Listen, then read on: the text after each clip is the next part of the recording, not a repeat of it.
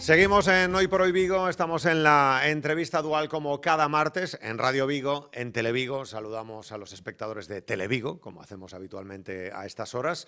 Y tenemos con nosotros, y estamos ya aprovechando este tiempo previo para hablar con nuestro invitado. Él es el presidente de todos los directores de los colegios públicos, que hacen una labor extraordinaria, que ahora están con ese trabajo propio de este semestre que tienen por delante, más las novedades que se han implementado, más todo lo que tienen que ya definir en la hoja de ruta pensando en todo el 2024, es decir, todo este curso más el curso que viene, y otras muchas novedades también que tienen que hablar con las diferentes administraciones. Juan Carlos Abalde, presidente, ¿qué tal? Muy buenas tardes. Hola, buenas tardes. Es decir, que no paráis, claro, para vosotros no pensáis en el semestre, pensáis en el semestre, en el próximo curso, en todo lo que hay y en todo lo que hay que hacer. Sí, no, esto es un sin vivir. Dejamos ahí las Navidades y ya estamos ahora mismo el Día de la Paz, el Entroido y bueno, y este trimestre aparte que es muy cortito porque viene la Semana Santa pronto, bueno, pues ya estamos prácticamente en la mitad del curso. La mitad del curso y a pensar también mucho en el que viene. Ya muchos colegios tienen que empezar ahora mismo a definir todo lo del año que viene, claro. Empieza el proceso de matrícula, Sí. de reserva de plazas para el curso que viene y bueno, también es un esfuerzo el saber presentar nuestros centros a la sociedad por medio de las jornadas de puertas abiertas y todo lo que implica.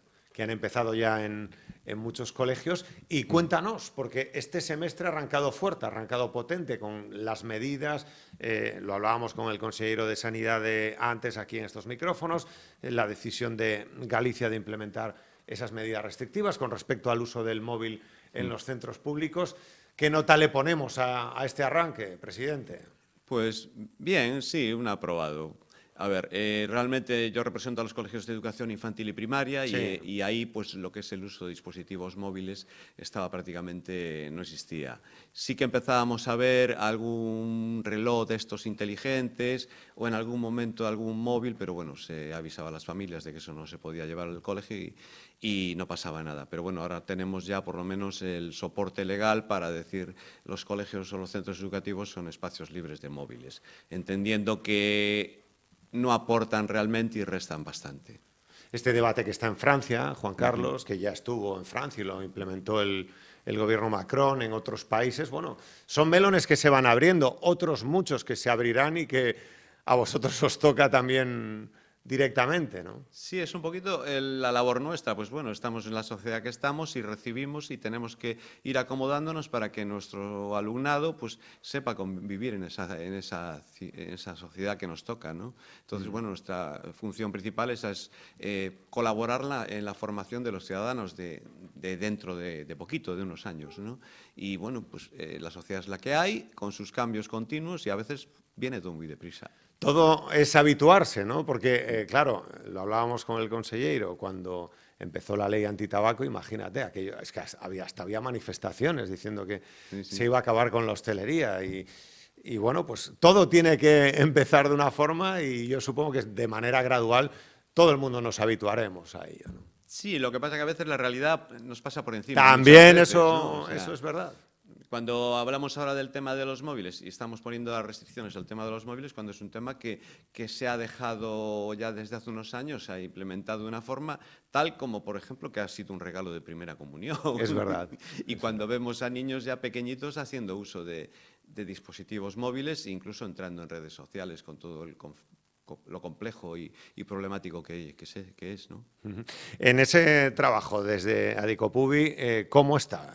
Si tuviésemos que hacer un diagnóstico, nuestros coles públicos, Juan Carlos, ¿cómo los tenemos? Pues nosotros, un poco, pues bueno, intentando implementar los protocolos que nos vienen desde la Consellería y compartiendo las preocupaciones. O sea, realmente a nivel de los centros, por ejemplo, de educación primaria e infantil, hemos detectado en estos últimos años pues, un incremento de las necesidades educativas especiales por parte del alumnado. hay graves problemas asociados un poco al uso de pantallas o a la evolución de la sociedad, como es problemas de atención. Se han incrementado muchísimo los problemas de atención y esto redunda pues a veces en bajar rendimientos educativos.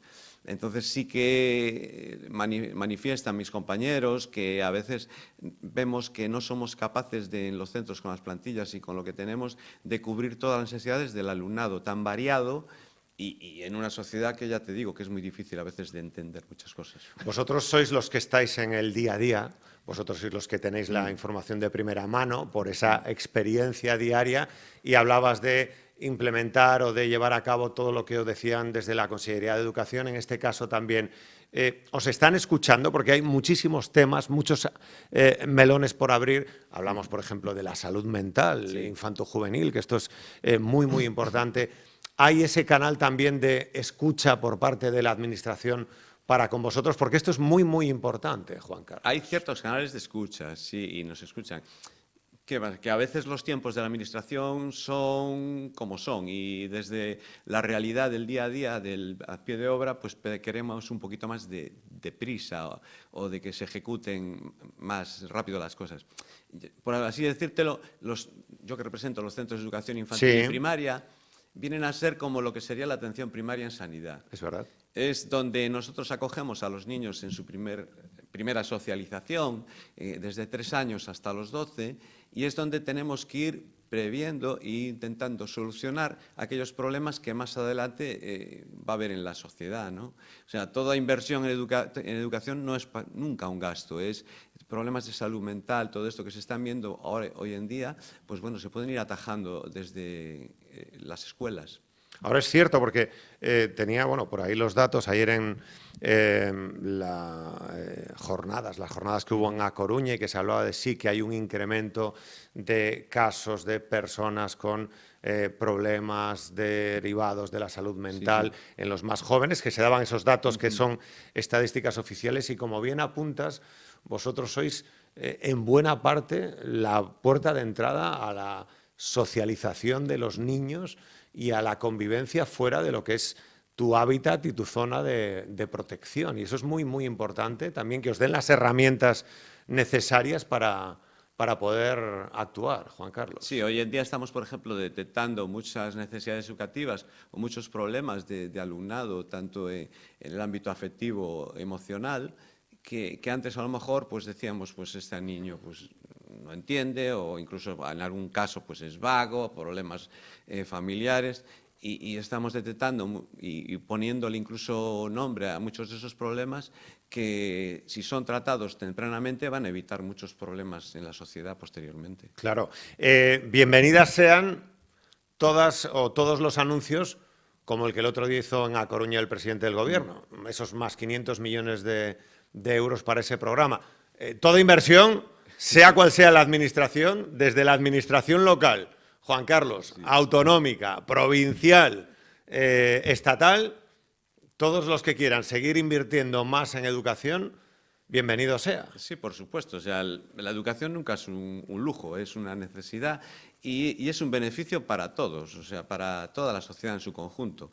Una sociedad bien educada y que va a tener menos problemas en el futuro y cada uno va a saber el lugar que lo ocupa, en qué lugar le ocupa estar y sobre todo entendiendo como entendemos nosotros los colegios de educación infantil y primaria, que son centros de convivencia. Exacto. Y entonces, bueno, pues ahora mismo, pues bueno, hay esa ayuda de 500 millones, a ver cómo se lleva a la práctica, como otras ayudas que hay y que se están llevando a cabo, pero básicamente lo que se necesita a veces es, en los centros es más tiempo y tener personal suficiente para poder llevar a cabo los planes.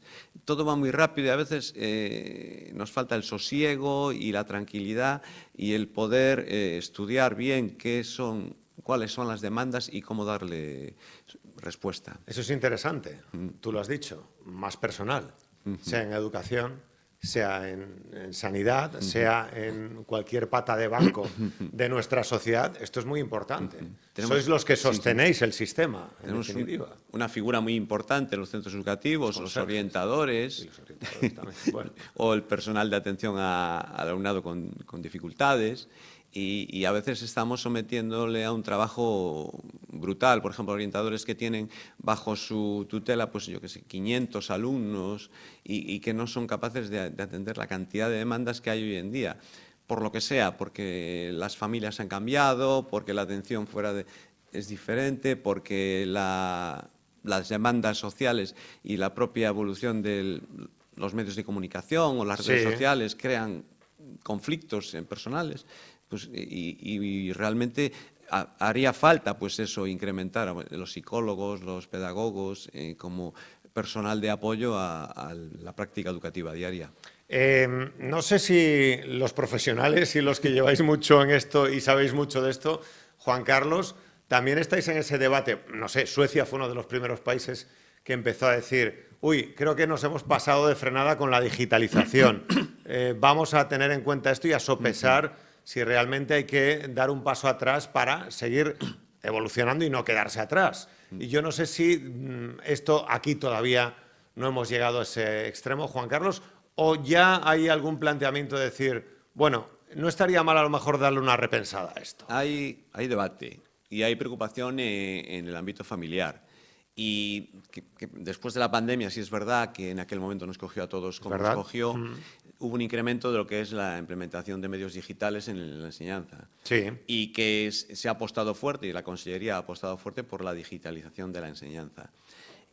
Por un lado está muy bien y son unos recursos, los digitales, fenomenales, que posibilitan cambios metodológicos y posibilitan que el alumno pueda acceder a una serie de contenidos que antiguamente se accedía simplemente a través de un libro.